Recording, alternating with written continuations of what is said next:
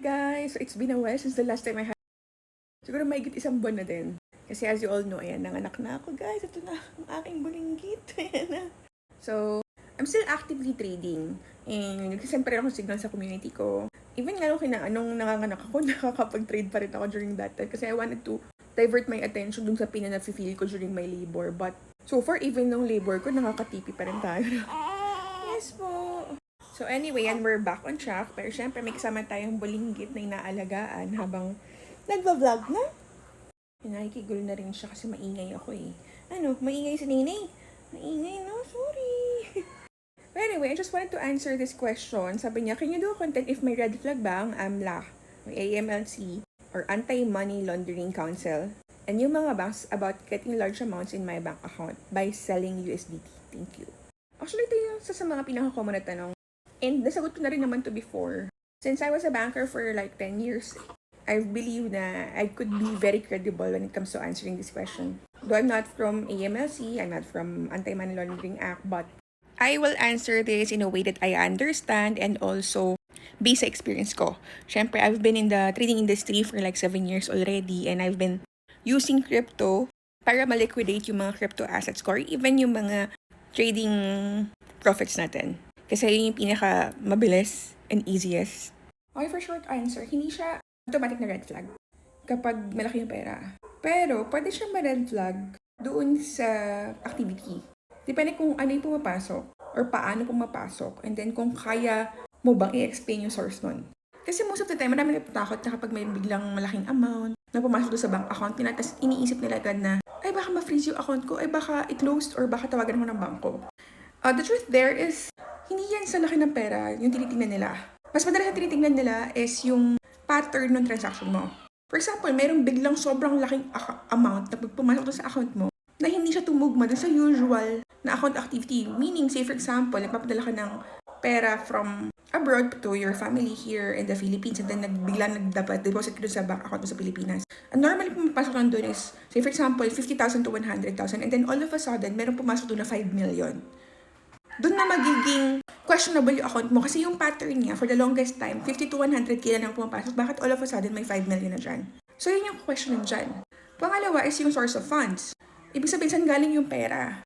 Meron ka bang record? If ever, say for example, tanongin na, ma'am, saan po galing yung 5 million nyo? Kasi po meron bigla pumasok na 5 million dito. Ngayon, anong sasagot mo? Saan nang galing yun? Could be possible na pinagbentahan ng property or sale of ganito. Pero say for example, kung galing nga sa USDT yan, you have to show them na meron kang, kung yan ay galing sa USDT, possible na ginamit mo dyan is either P2P or crypto selling USDT. So ngayon, pwede mo ipakita sa bangko yung transaction na yun. Kasi ang importante naman sa bangko is yung records eh. So, tinatanong din siya syempre yung frequency, kung one time lang ba to o paulit-ulit mangyayari.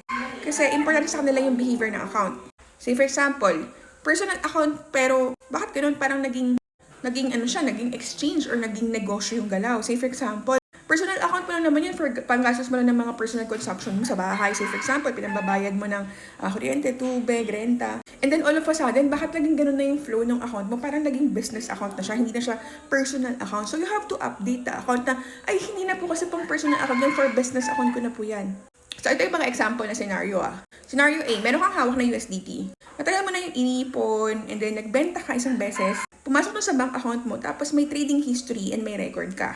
So yan, pag ganyan na account mo, hindi yan ibig sabihin suspicious agad kasi you can show up or you can show your record ng USDT na matagal mo na yung inipon. Na all of a sudden, gusto mo na siya ibenta right now kasi kailangan mo na siya, again. Scenario B, so araw-araw may iba account.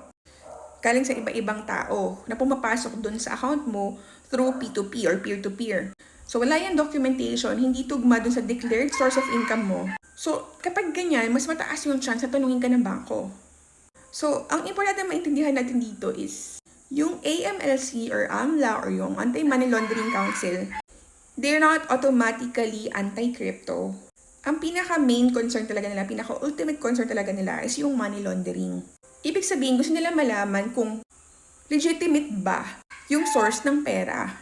Kasi kung active ka sa crypto, ang pinakamagandang practice is i-keep mo yung mga screenshots ng mga transaction history and then save mo yung exchange history or exchange statements. Nandiyan naman yan sa mga accounts yung sa crypto accounts yung mapa-Jeep crypto man yan or Binance or OKX or Bybit or whatever. And then, i-keep nyo lang yung proof ng buy and sell nyo. Tapos, documentation saan nang galing yung capital mo. Say, for example, kung galing yung capital mo sa salary mo, sa sahod mo, or sa savings mo, i-keep mo lang yun. Tapos, if possible, i-separate mo yung personal expenses mo dun sa trading activity mo. And kapag malaki na yung scale mo, say, for example, tinatrade mo na umabot na ng mga 50 million, 100 million, ganyan. Consider proper structure and record keeping.